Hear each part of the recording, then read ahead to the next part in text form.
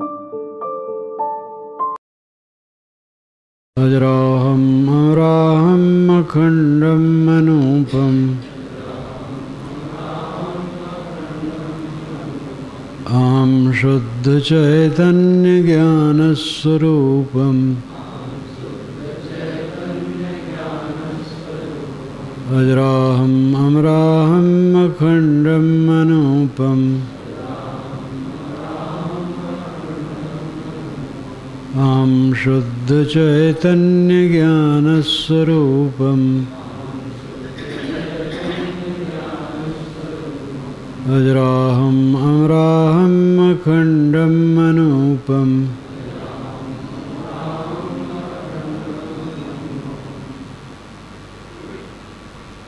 ध्यान और समाधि के योग्य मन कैसे बने, जीवन कैसे बने,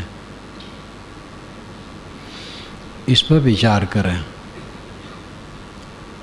गन्ना बोना हो तो उसके लिए जमीन की वैसी कमाई करनी होती है।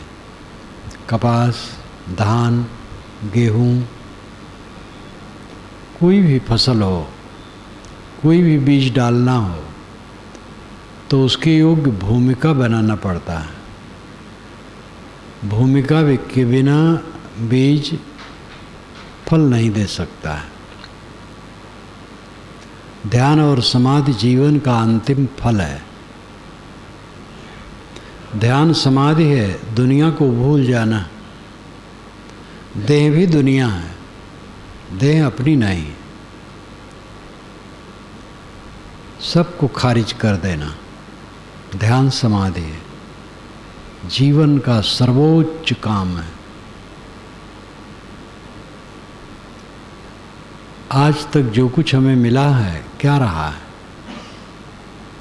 जीवन में हमने धोखा खाया है। पाने का भ्रम सदैव रहा है और जो कुछ पाया वो खोया। देह पाई, शिशुपन पाया उसमें और शिशुपन खो गया। बालपन पाया, खो गया। कौमार्य पाया, खो गया। तरुणाई पाई, खो गई। परिपक्व अवस्था पाई, खो गई। बुढ़ापा आ गया, ये भी खो जाएगा। जर्जरता आ जाए, अगर शरीर कुछ दिन रह जाए, जर्जरता आ जाए, वो भी खो जाएगी। मौत आएगी, वो भी खो जाएगी। मौत कुछ है ही नहीं। मौत नाम की कोई वस्तु नहीं है। केवल देह छूट जाएगी। जब देह की यह दशा है तो देह संबंध में उपलब्ध प्राणी, पदार्थ, परिस्थिति, ये सब अपने कहाँ हो सकते हैं? शरीर से लेके पूरा संसार अनात्म है, अनित्य, छूटने वाला है। इनको खो देना विवेक से, समाधि से, ध्यान से जीवन का अंतिम लक्ष्य है। चित्त से उतारे बिना इन्हें निर्भय सुख नहीं पा सकते हो। उसी के अभ्यास के लिए ध्यान और समाधि है।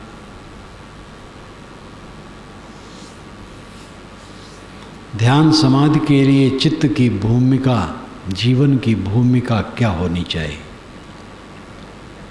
पहले हम जीवन की भूमिका को लें। जीवन में तो सब आ जाता है, लेकिन खास बात है स्थूल क्रिया, स्थूल व्यवहार। जो कलह करेगा वो समाधि में नहीं पहुंचेगा। हम कलह न करें, दूसरा कलह करे तो प्रतिक्रिया न करें। विवाद हम न करें, तू मैं न करें, किसी से भी न करें। हमारे लिए कोई बुरा कहा है तो सह लें, किसी के बुरा कहने से हम बुरे नहीं हो जाएंगे, इतना तो धीरज रखना चाहिए। अहंकारी आदमी अपने विषय में थोड़ी प्रतिकूलता सह नहीं पाता है। किसी ने उसे कह दिया तुम्हारे में गलती है, उसको लाठी लग जाती है। साधना में हमारा जितना प्रवेश होता है उतना ये ठंडा होता जाता है। साधक समझता है दुनिया भर में सबसे बुरे हम हैं। पूरी दुनिया में अगर कोई बुरा है तो मैं हूँ और कोई बुरा नहीं। कबीर हम सबते बुरे हम ते भल सब को, जिन ऐसा कर जानिया मीत हमारा सोए। तो केवल पाठ के लिए नहीं है, आचरण के लिए। तो मुझे कोई बुरा कह दिया तो चोट क्यों? जब चोट नहीं तो कलह कहाँ, और कलह नहीं तो दुख कहाँ? समाधि में प्रवेश करना चाहते हो तो किसी की बुराई न करो,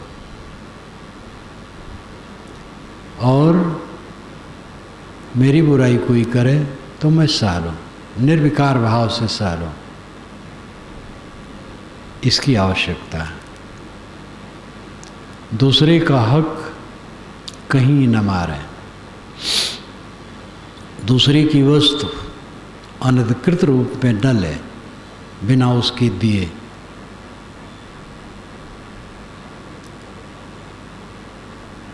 ब्रह्मचर्य का पालन हो, शुद्ध ब्रह्मचर्य, पूर्ण ब्रह्मचर्य। कुछ लोगों की मजबूरी है, अभी उतना बल नहीं है मन में, पूर्ण ब्रह्मचर्य नहीं पालन कर सकते हैं, तो वे स्वयं सोचे जितना संभव हो ब्रह्मचर्य का पालन करें। है बेकार की बात विषय में डूबना। गृहस्थ को 1-2 बच्चे हो गए तो अब क्या उसमें मलिनता में पड़ना।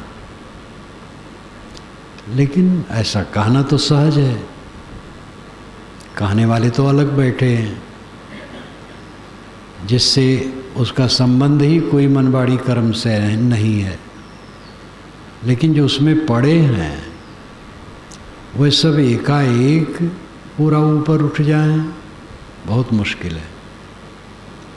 लेकिन कोई भी व्यक्ति चाहेगा तो उठ जाएगा। और व्यक्ति व्यक्ति की बात है, समाज की बात नहीं है।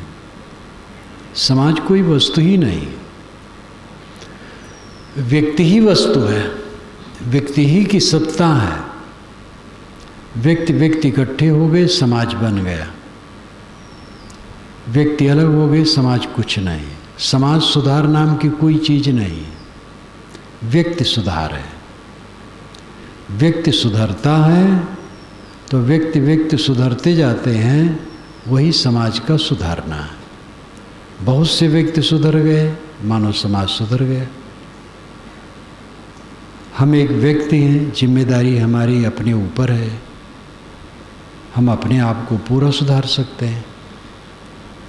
सबको सुधार करके अपने को सुधारने की चेष्टा भ्रम है। दूसरे के लिए केवल राय दी जा सकती है, सुधारना अपने को है। अपने को हम पूरा सुधार सकते हैं। शुद्ध ब्रह्मचर्य का पालन करना चाहिए। खान पान में संयम होना चाहिए। अंडा मांस मछली साधक खा नहीं सकता है। अंडा गर्भ है। किसी स्त्री का गर्भ गिरा हो और किसी मनुष्य से कहो कि तुम उसको खा लो, बहुत ही नाखुश होगा। अंडा गर्भ है, कौन समझदारी उसको खाने में। मान लो उसमें प्रोटीन है, तो गंदी वस्तु में वो प्रोटीन है। शाकाहारी वस्तु में जो प्रोटीन है उससे काम चल जाएगा।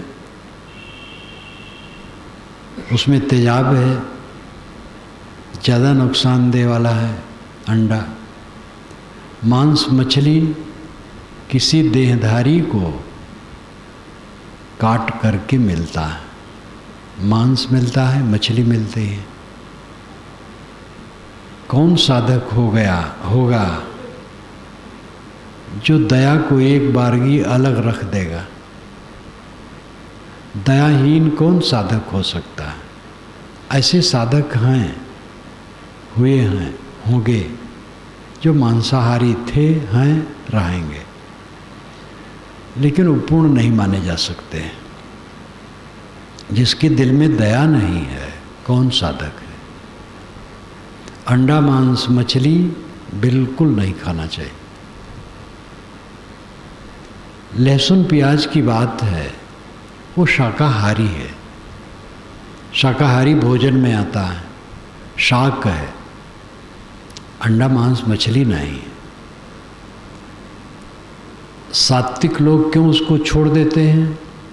हम लोग लहसुन प्याज नहीं खाते और बहुत से संत नहीं खाते, अन्य संप्रदाय के भी बहुत से संत नहीं खाते, पूरे पंथ में नहीं खाते हैं, संप्रदाय में नहीं खाते हैं।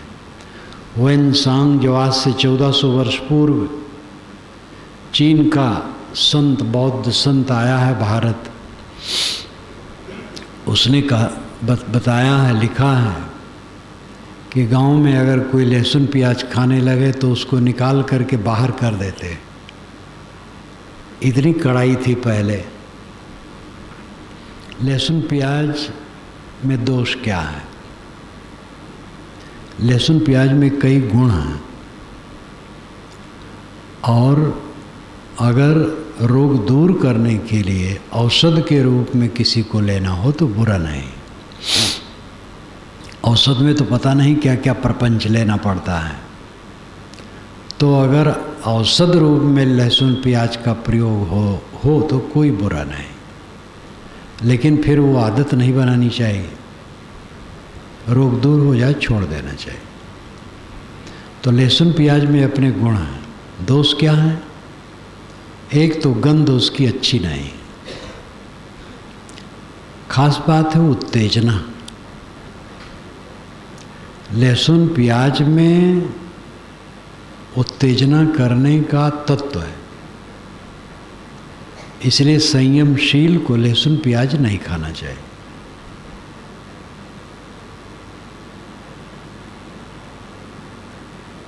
तली भुनी चीज़ें बराबर ज़्यादा खाना अहितकर है।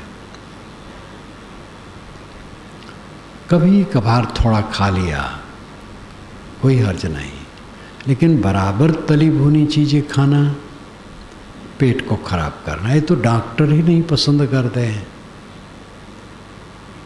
जब कभी मैंने अखबार देखा और उसमें स्वास्थ्य के लिए चित्रण देखा, वैद्य के उत्तर रोगियों के लिए, तो उसे घूम घूम करके वैद्य ही बताते हैं, डॉक्टर ही बताते हैं, तली भुनी चीज़ें न खाओ। अनेकों को घी रोकते हैं, न खाओ, उनका रोग ऐसा रहता है। घी कोई ऐसी चीज़ नहीं कि उसको ज़्यादा खाना चाहिए, अगर कोई खाए भी तो थोड़े खाना चाहिए। दूध भी ऐसी चीज़ नहीं है कि उसको बहुत खाने से बड़ा लाभ है। दूध मिल जाए, खाए या लेना पड़े तो थोड़ा ही लेना चाहिए, ज़्यादा दूध हितकर नहीं।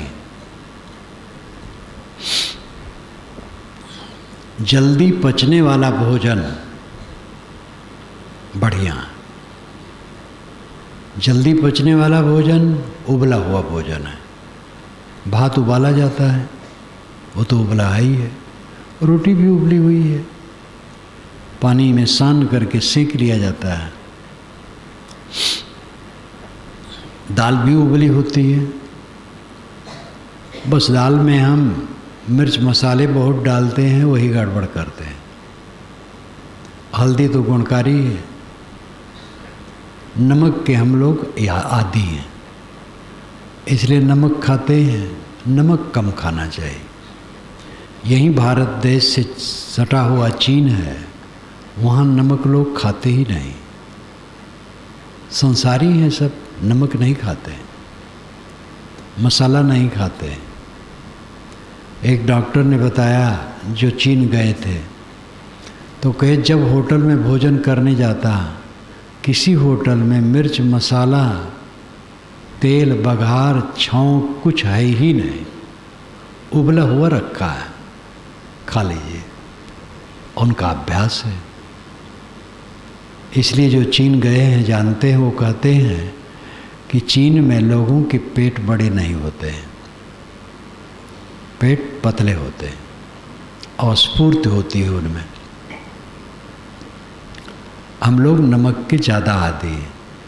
लवण बिना बहुव्यंजन, जैसे गोस्वामी जी को भी कहना पड़ा कि लौन के बिना, नमक के बिना तो बहुत व्यंजन भी बेकार है, क्योंकि हम लोग आदी हैं। तो नमक कम खाएं, इतना ध्यान रखें।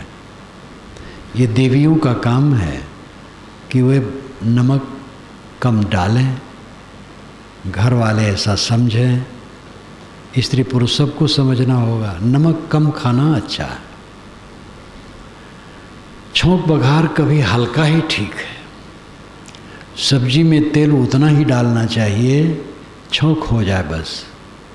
सब्जी में तेल तैरे ना, तेल जितना डालोगे गरिष्ठ बनाएगा भोजन को, सब्जी को। सब्जी छौंकने के बाद भी, हल्दी जीरा धनिया डालने के बाद भी वैसे मसालेदार न हो जो नुकसान करने वाला हो, सादा हो। ये ध्यान रखना चाहिए। छौंक बघार कम, तलना भुनना कम, सादा भोजन और मात्रा सदैव संतुलित। संतुलन का लक्षण क्या है? संतुलन का लक्षण है टट्टी बंध के आना। आपने भोजन संतुलित किया है तो टट्टी बंध के आएगी। अगर ढीली हुई है तो भोजन ज़्यादा हुआ है, अगर पतली हुई है तो भोजन और ज़्यादा हुआ है, और बहुत पतली हुई है तो आपने अति कर दिया है। संतुलित भोजन का लक्षण है बंद करके टट्टी उतरना, और प्रायः एक बार में उतर जाना। बैठने में तुरंत हो सकता है, थोड़ी देर लग सकती है, लेकिन पूरा का पूरा एक बार उतर जाए बंद करके, ये सही लक्षण है। थोड़ा रुक करके आया कोई बात नहीं, बंद करके हो। और भोजन के बाद भी, भोजन कर लेने के बाद हल्का हल्का लगे।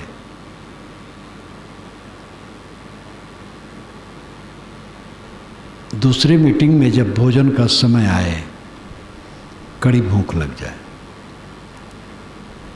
तब आपने भोजन ठीक किया था। अब भोजन का टाइम आया और भूख नहीं लगी है या बहुत कम लगी है, तो आपने ज़्यादा भोजन किया है। अगर कम लगी है कुछ न खाओ, नहीं लगी है कुछ न खाओ। अगर कुछ लगी है तो थोड़ा खा लो तो खा लो, नहीं तो न खाओ तो अच्छा है, फिर ठीक हो जाएगा। अपने हाथ में है, ये कोई माया ऊपर से नहीं है, हमारी माया है। एक खास चीज़ है, इस पर लोग बहुत कम ध्यान देते हैं। प्रवक्ता भी इसको बताने की चेष्टा नहीं करते हैं। भगवान की महिमा, परमात्मा की महिमा, अध्यात्म की महिमा, ये सब कहते हैं, लेकिन ये बुनियादी चीज़ है। संतुलित खाना, जीवन बीता जा रहा है, हम अपने पेट को न समझ पाए हैं। कौन जीवन है, कौन ज्ञान है, कौन बुद्धि है, ये न समझ पाए क्या हमारे लिए खाद्य है, क्या अखाद्य है। शरीर सबका अलग अलग है और सब में गुण धर्म अलग अलग है। कई बातों में वही दवाई किसी काम करती, किसी की नहीं करती। एक सर्जन, प्राइवेट सर्जन जो बहुत दिनों से नेता हैं, विद्वान हैं, उनको एक रोग था, कष्ट, और समझ नहीं पाते थे, खुद को नहीं समझ पाते थे। कई दवाई किए, परहेज किए, कोई फल नहीं। फिर पकड़ में आया दूध। तो दूध और दूध से बनी सारी वस्तुओं को उन्होंने त्याग दिया। अब वो उसके विषय में निरोग हो गए। और जब मिलते हैं तो कहते हैं कि साहब दूध और दूध से बनी सारी चीज़ों का त्याग कर दिया। तो वो रोग नहीं रहा। दूध सबके लिए अहितकर नहीं है, लेकिन उनके लिए अहितकर था। महात्मा गांधी ने लिखा है, जो स्वयं अपना डॉक्टर नहीं हो सकता है, कौन आदमी? हर बात में डॉक्टर, हर बात में डॉक्टर। स्वयं डॉक्टर बनो, देखो अपने को किससे नुकसान हो रहा है, परहेज करो। तो क्या हमारे लिए खाद्य है, क्या खाद्य है, ये स्वयं अनुसंधान करना चाहिए। जिससे तकलीफ हो उसको निर्मोह हो करके छोड़ दो, चाहे वो कुछ भी हो। सादा भोजन और संतुलित भोजन। और संतुलित भोजन का लक्षण कि अगले भोजन के समय में कड़ी भूख लग जाए और बंद करके टट्टी आए। फिर देखो कितना बढ़िया हल्का शरीर रहेगा। मोटा शरीर बनाने की चेष्टा कभी मत करो, हल्का रहे। और वैज्ञानिक दृष्टि से तो यह है, जब आप खड़े हों तो सीना ऊंचा हो, पेट नीचा हो, या बैठे भी पेट सीने से पतला हो। प्रायः पेट आगे बढ़ जाता है। कुछ लोगों को तो मजबूरी भी है कि उनका शरीर वैसा होता है और उसमें ज़्यादा बढ़ने का चांस रहता है। वही भी कड़ाई करें तो हो सकता है, लेकिन कई को मजबूरी है, उसमें ज़्यादा तप करना पड़ता है। एक भक्त को मैं जानता हूँ, पेट बड़ा था, लेकिन उन्होंने इतना साधा कि पतला हो गया और फिर जीवन भर पतला रहा। लेकिन उन्होंने कठोर तप किया। तप क्या है? ये खाने पीने में सावधानी। तो शरीर का संतुलन बहुत जरूरी है। ये पूरे जीवन के सुख के लिए है, साधना के लिए है। मैंने पहले कहा कलह से बचना। हमारे लिए कोई कटु कहे साल है, दूसरे को हम कट न कहें। कलह प्रिय न होना, कलह को बचाना, दूसरे पर दोषारोपण करना छोड़ना, दूसरे की बुराई न करना, दूसरे की बुराई की चर्चा न करना। किसी बात में कोई आवश्यक हो, अपने लोगों को सावधान करना हो किसी से, तो एक दूसरी बात है। तो प्रचार का विषय नहीं है। कोई अपना व्यक्ति है, सावधान करना है कि देखो ऐसी संगत से बचो, वो बुराई करना नहीं। जिसको हम समझते हैं उसमें बुराई है, वो भी मनुष्य है, और उसमें सब की सब बुराई नहीं है। कोई आदमी सर्वथा बुरा होता ही नहीं है। इसलिए किसी की बुराई से हमें सावधान रहना है बस। उसकी बुराई का प्रचार करना, कहना जगह जगह, ये ठीक नहीं। पर निंदा से बचो, अपनी निंदा को सहो। झगड़ा से बचो, झगड़ा न करो, कलह न करो, विवाद न करो। कोई दुश्मन नहीं। अगर हमारा कोई विरोधी है तो कोई ऐसी बात थोड़ा है कि वो राक्षस है। विरोधी है, विरोधी है, कुछ विचार नहीं मिलता है, वो भी आदमी है। इसलिए अपने मन को जो राग द्वेष से क्षुब्ध करने की प्रवृत्ति है, इसको पूरा त्यागे बिना कोई समाधि में नहीं पहुंच सकता है।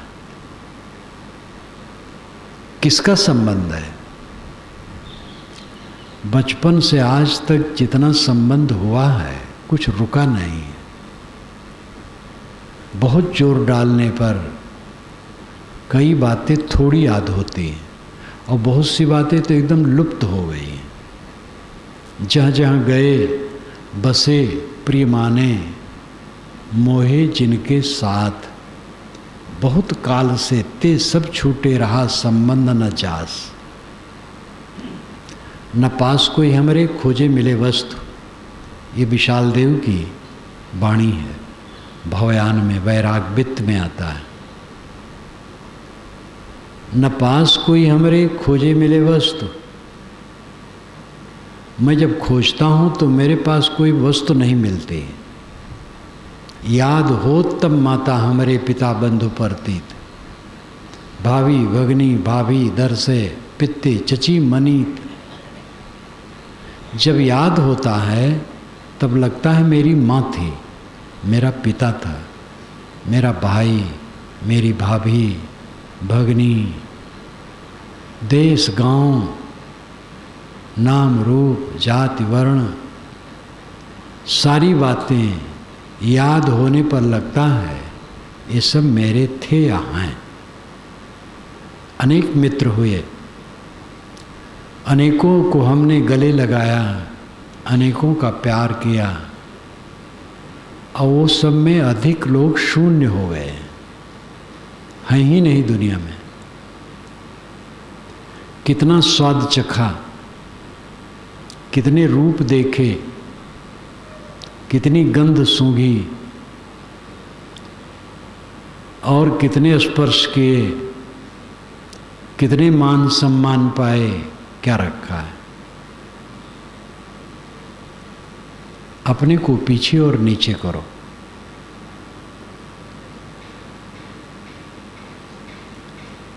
अभी कुछ दिनों से कुछ मित्रों ने मुझे प्रेरित कर दिया लाओ त्से के विषय में।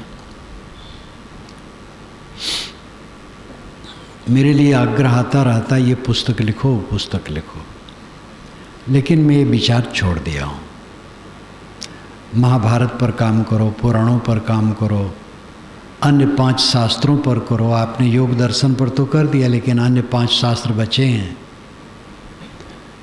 लेकिन ये सब करने का विचार नहीं। ये छोटा काम है। कुल 81 चैप्टर है, छोटे छोटे। एक चैप्टर में 10, 15, 5, 8 पंक्तियाँ, बहुत मार्मिक हैं। जब मैंने कन्फ्यूशियस को लिखा था, कन्फ्यूशियस और लाओ त्से आज से 2500 वर्ष पूर्व चीन के महापुरुष हुए हैं। कन्फ्यूशियस राजकाज को लेकर के दुनिया को सुधारना चाहता था, और लाओ त्से स्वयं सम्राट के, लेखागार के बड़े अफसर थे, लेकिन उन्होंने छोड़ करके एकांत साधना शुरू कर दिया था। लाओ त्से कन्फ्यूशियस से 50 वर्ष बड़े थे। कन्फ्यूशियस को मैंने लिखा, उसी में लाओ त्से की चर्चा पाई, और चर्चा जो थोड़ी पाई, लगा कि बड़ा फक्कड़ संत था। मैं लाओ त्से पर भी लिखना चाहा, लेकिन सामग्री नहीं मिली। तो लाओ त्से को जानता था। इधर 2 महीने से ऐसा संपर्क पड़ा, कुछ मित्रों ने प्रेरित किया, तो मैंने यहाँ आकर के अपने साथियों को लगाया। 2 पुस्तकें मुझे इलाहाबाद सिविल लाइंस में मिले, अमेरिका से छपे। फिर नेहरू विश्वविद्यालय से एक फ़ोटोकॉपी मंगवाई, नेशनल लाइब्रेरी कलकत्ता से भी उपलब्ध हुई। मेरे पास करीब 5 उसके मूल मिल गए हैं। चीनी भाषा में है, उसको हम समझ नहीं सकते, इंग्लिश अनुवाद है, तो इंग्लिश वाला से काम किया जा रहा है। वो महापुरुष ऐसा है, अद्भुत है, उसका कथन अद्भुत है, पहेलियाँ हैं, गूढ़ता है, सरलता है, पूरी पुस्तक में इसमें ईश्वर का नाम नहीं लिया है। एक जगह लिया है, ताओ ईश्वर से भी पहले है। उनका ताओ विश्वव्यापी नियम है जो ऋग्वेद का ऋत है। पूरी पुस्तक अभी पढ़ा, 2 बार मैंने एक इंग्लिश अनुवाद 2 बार पढ़ा और अन्य इंग्लिश अनुवाद भी थोड़ा थोड़ा देखा। वो कहता है प्रेम, पर्याप्तता और पीछे रखना मैंने सीखा। सबसे प्रेम और पर्याप्तता जो है बहुत है। झोपड़ी में बैठे हैं बहुत है, महल में बैठे हैं बहुत है, सड़क पर हैं बहुत है, उसकी व्याख्या ही होगी पर्याप्तता। जो प्राप्त है बहुत है, ऐसा जो सोचेगा उसको क्या दुख होगा।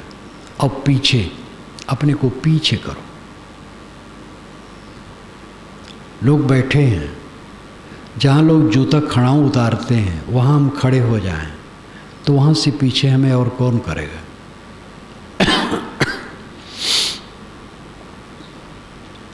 लेकिन इसका ये व्यवहारिक अर्थ नहीं है कि आप लोग सब उठ कर के चले जाएं, जहाँ खड़ाऊ जूता निकाला वहाँ खड़े हो जाएं।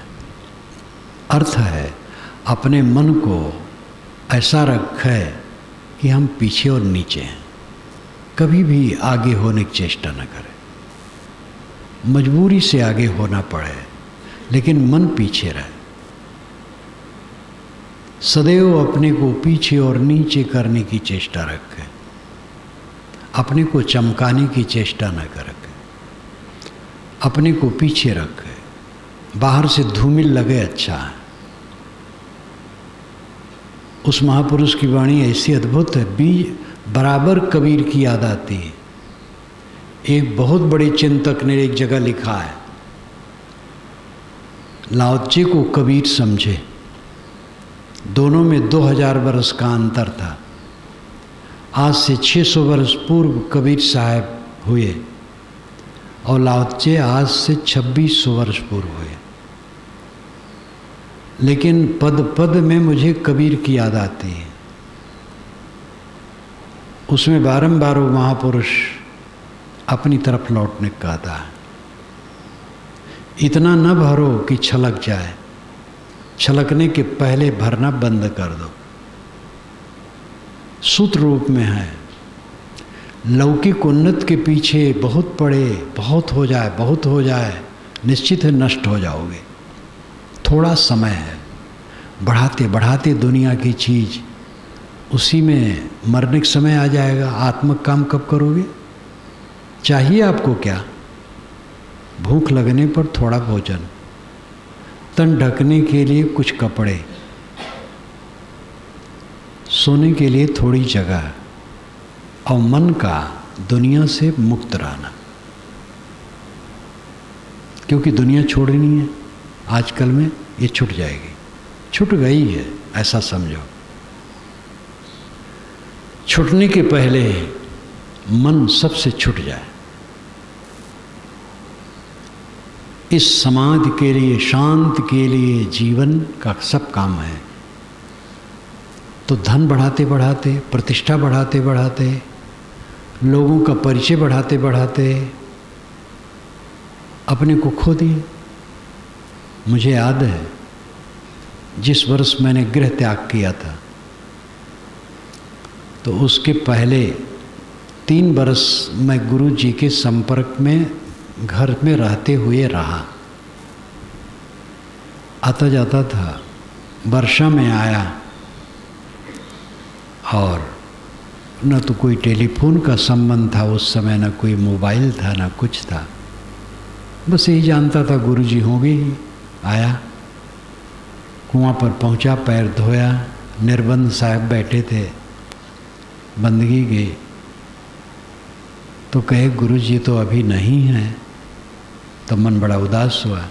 कहे लेकिन आने वाले हैं, तो खुश हुआ। एक साधु खड़े थे, उन्होंने मुझसे कहा मेरे आपके यहाँ आने वाला हूँ लेकिन परिचय नहीं है, सुनता हूँ आपको, परिचय नहीं है इसलिए नहीं आया। तो निर्बंध साहब ने कहा जहाँ से परिचय प्राप्त करना है वहाँ प्राप्त करो, बस इतना ही कहा।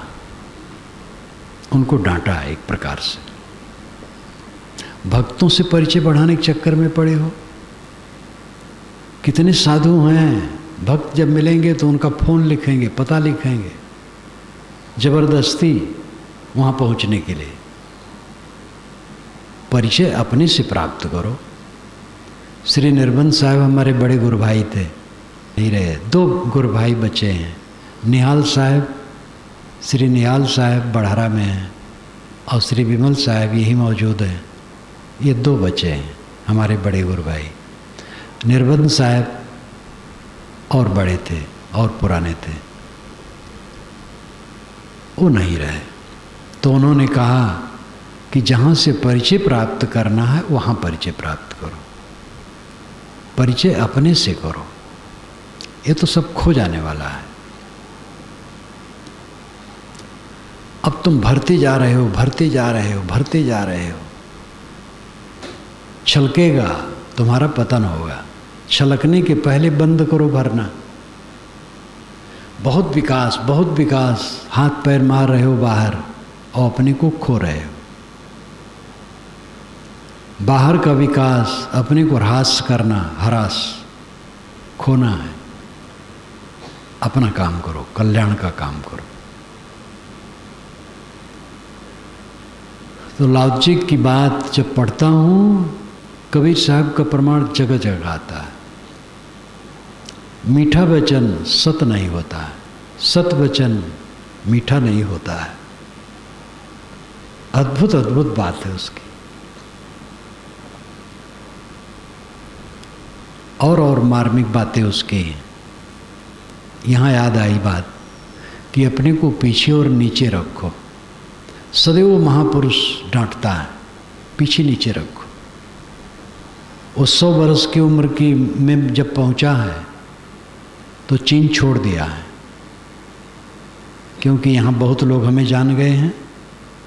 एक बैल पर बैठा, बैल की सवारी वहाँ की जाती है। ये जब उसमें प्रवेश किया मैं, तब धीरे धीरे पता लगा, पुस्तकें देखी, बहुत सी पुस्तकें देखी, तो चित्र भी है, बैल पर बैठा है, जा रहा है। तो बॉर्डर पर सिपाही रोक लिए और उन्होंने कहा बिना टैक्स दिए आपको जाने नहीं दूंगा, टैक्स दीजिए। लाओ जी ने कहा मेरे पास कुछ है ही नहीं है। कहे आपके पास है, वही टैक्स मांग रहे हैं। जो आपका अनुभव है वो लिख दीजिए। तो रुके 3 दिन और उन्होंने 81 चैप्टर लिखा, 81,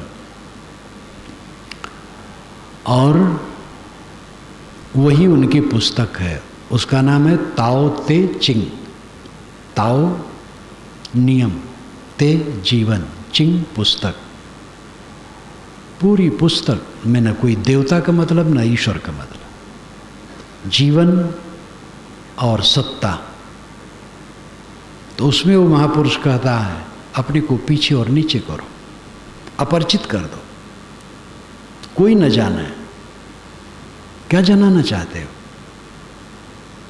कौन जानेगा तुमको? कब तक कौन जानेगा?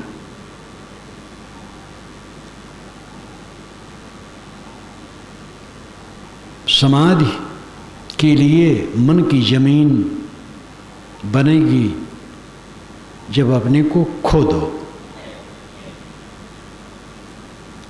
आपा खोया हरि मिला। जब आपा खो तब हरि मिलेगा। तो हरि कोई अलग थोड़े मिलना है, हरि आप स्वयं है। जहाँ आपा तहाँ आपदा, जहाँ संशय तहाँ शोक। जो माने हो आपा उसको खो दो, तब वो दशा आएगी। अहंकार दूर करो, ममता दूर करो, कलह रहित हो जाओ, विवाद रहित हो जाओ। सब किस्सा लो, सुन लो, सह लो, विवाद न करो, क्षमा कर दो, गम खाओ, संतोष करो। तब समाधि की भूमिका बनेगी। कलह करने वाला समाधि में नहीं पहुंचेगा, डट करके खाने वाला समाधि में नहीं पहुंचेगा, अंट संट खाने वाला, रजोगुणी भोजन बराबर करने वाला समाधि का काम क्या, वो पेट ही खराब करेगा। कभी कभार तली भुनी चीज खा ली,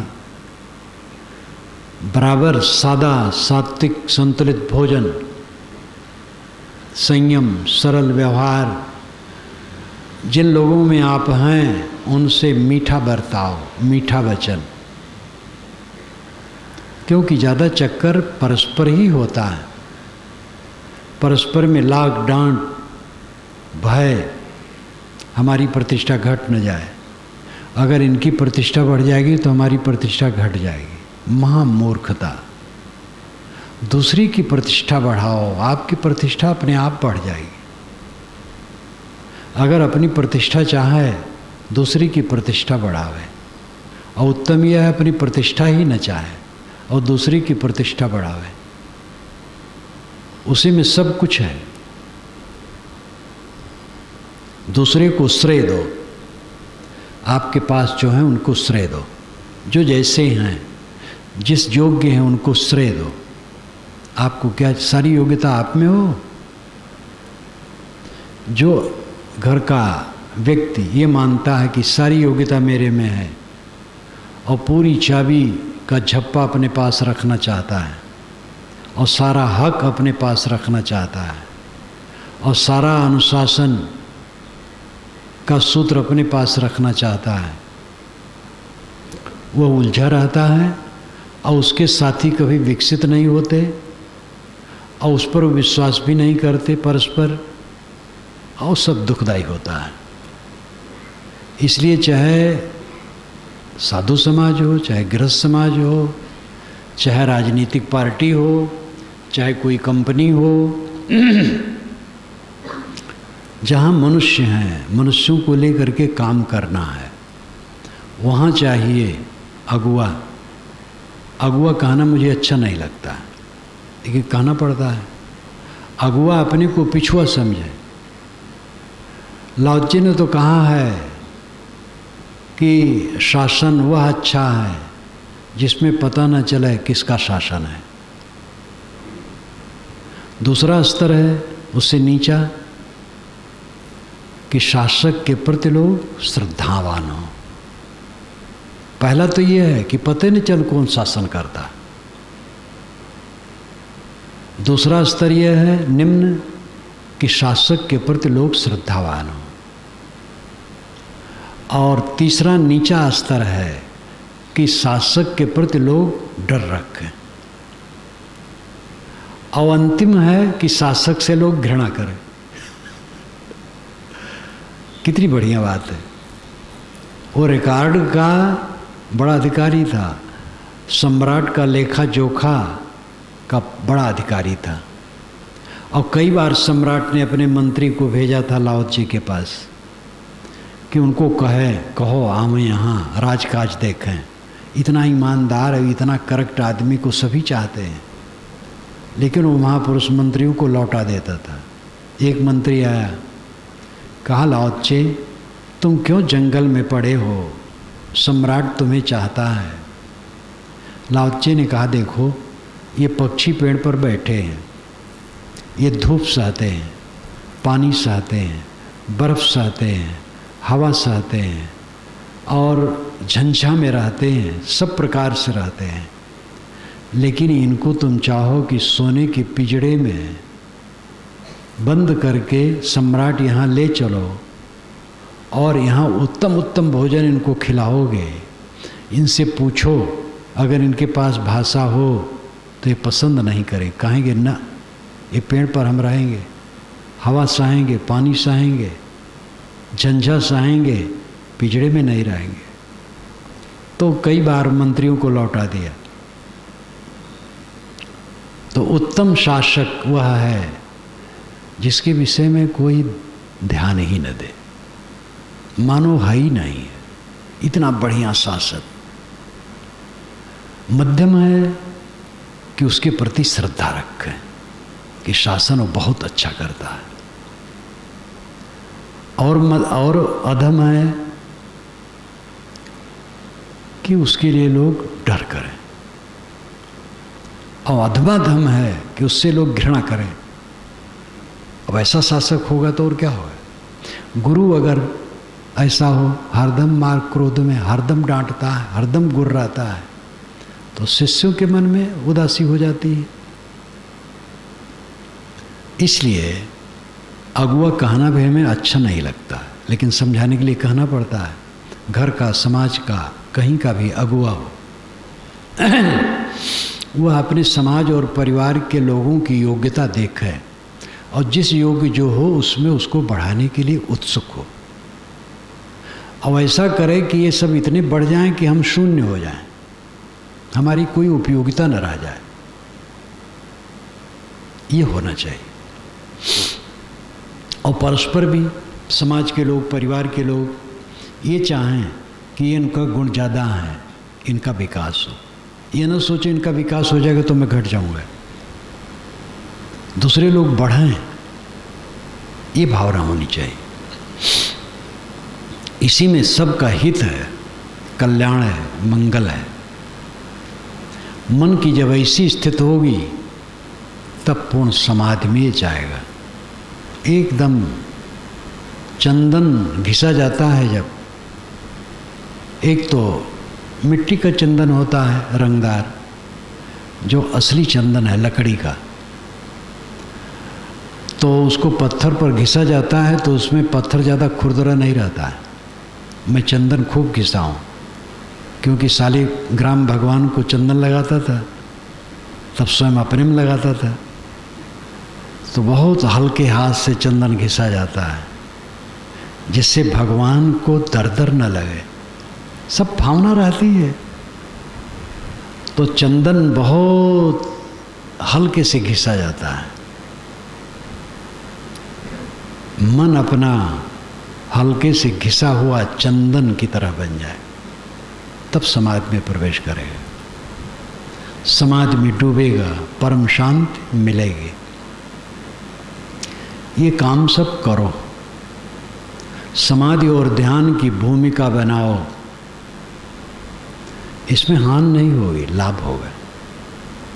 कुछ लोग मानते हैं ऐसे हो जाएंगे तो हम निकम्मे हो जाएंगे, हमारे ऊपर लोग चढ़ बैठेंगे, इतना ढील ढाल हो जाएंगे। ये ढील ढाल होना है, ये तो सशक्त होना है।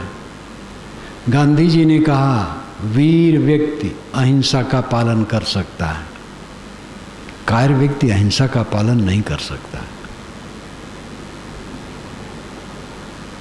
वीर व्यक्ति, लाओ त्से ने कहा है, पहले हमला करने वाला हारता है, पहले हमला न करो।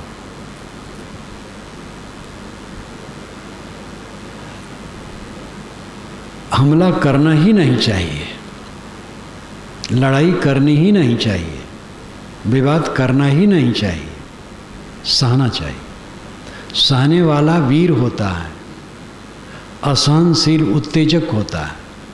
जितने क्षण मुझे उत्तेजना आ गई उतने क्षण हम असहनशील हो गए।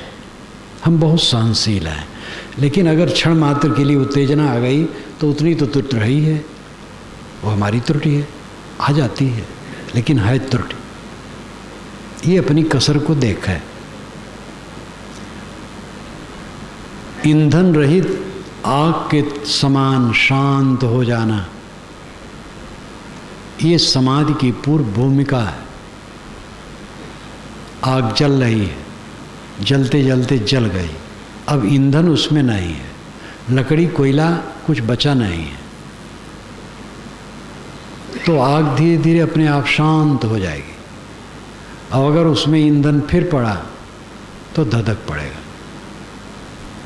हमारी आग अनाद काल से जल रही है, ये स्वीकारना चाहिए, समझना चाहिए, तौहीन ही नहीं है। आग में न होते तो ये कूड़ा कचरा शरीर क्यों लेकर के घूमते। ये मानसिक आग के कारण, मनोविकार के कारण, दुनिया में लिप्सा के कारण, ये झूठी दुनिया, ये कूड़ा कचरा से भरी दुनिया, जहाँ कला है, द्वेष है, खींचातानी है, राग है, पाप है, पीड़ा है, संताप है, इस दुनिया में एक टट्टी और चाम की पोटली बना करके जो हम रात दिन घूम रहे हैं और चारों तरफ ठोकर खा रहे हैं और पीड़ित हो रहे हैं, पीड़ा के सिवा कुछ नहीं मिल रहा। ऐसी दुनिया में आने का हेतु क्या है? इसकी लिप्सा, इसका मोह, उसका मूल क्या है? अविद्या, भ्रम, अज्ञान। और इस अज्ञान के बिना हम यहाँ नहीं आए। क्या कैसा अहंकार है? देह धरे हैं, पाप धरे हैं, अहंकार कैसा? हम कौन संत हैं? वैराग्य है हमारे। कौन सा वैराग्य है? इसमें अभिमान क्या है? फोड़ा है आपको, आप उस पर दवाई लगा रहे हैं, तो दवाई लगाने का अभिमान कैसा है? राग है, इसलिए जल रहे हैं। अब समझ में बात आई तो राग को मिटाने के लिए प्रयास कर रहे हैं, वही वैराग है। उसमें अहंकार कैसा है? अगर हमारे वैराग्य है तो पुजाने के लिए है, मेरे पैर पूजे इसीलिए वैराग है। कितने वेशधारी भटकते हैं, समझते हैं हम पुजाने के लिए वेश धरे हैं, और इसीलिए पुजाने के लिए वेश बहुत लोग धर लेते हैं।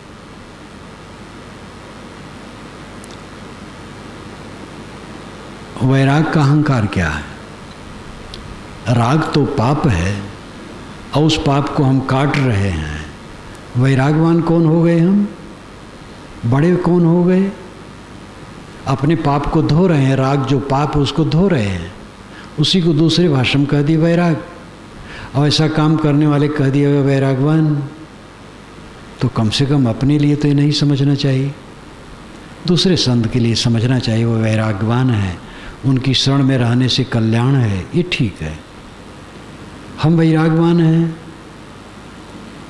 ऐसे ऐसे भी महात्मा मिलते हैं। महाराज अभी पूजा हुई है तो दूसरे संत की अपेक्षा मुझे कम हुई है, और महाराज मैं 50 वर्ष का वैरागी हूँ, तुम एको दिन का वैरागी नहीं हो। हुई होगी, किसी की योग्यता ज़्यादा रही होगी, पूजा करने वाले ने उसको ज़्यादा किया होगा, इसको तो सोचो भी मत। लेकिन अब वो साधु तक महत्व नहीं समझते हैं। वैराग कोई गुण नहीं है। लाओ जी की भाषा में कहा जाए, वैराग कोई गुण नहीं है, इसलिए हम कोई गुणी नहीं, सद्गुणी नहीं। राग दुख है, राग को मिटा रहे हैं, दवाई कर रहे हैं, अपने पाप का प्रायश्चित कर रहे हैं। गुण कौन है? ऐसा मन जिसका हो जाएगा, कौन सी तकलीफ होगी?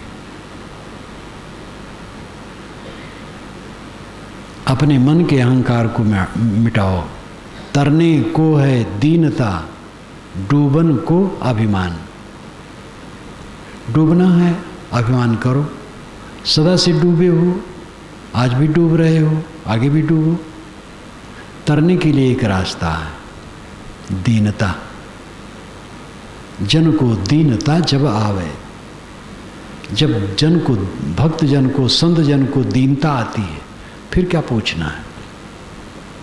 दीन गरीबी बंदगी सब सो शील स्वभाव।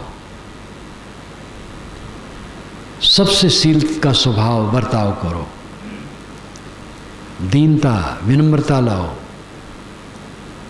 क्योंकि सारा संबंध औपाधिक है, सारी उपलब्धियां औपाधिक है। औपाधिक उपाधि, उपाधि संबंध, जोड़, इकट्ठा हो जाना, जो बिखर जाएगा। हाथ न परत विवेक किए कछु। विशाल देव कहते विवेक के किया जाता है जब, तो अपने हाथ में कुछ लगता नहीं। और इसका प्रत्यक्ष उदाहरण है, जब आदमी शरीर छोड़ करके जाता है तो क्या रहता है उसके साथ? हमारी आंखें फूटी हैं। क्या अपने पिता को मरते नहीं देखा? पितामह को नहीं देखा? मैंने तो पिता को मरते नहीं देखा, साधु मार्ग में आ गया था, सुना शायद 85 में वो छोड़े हैं शरीर, लेकिन पितामह को देखा हूँ। उस समय मैं अबोध था लेकिन जानता था। शरीर छोटा है, काफ़ी वृद्ध थे, शांत रहते थे, बड़े आंगन में बैठे रहे।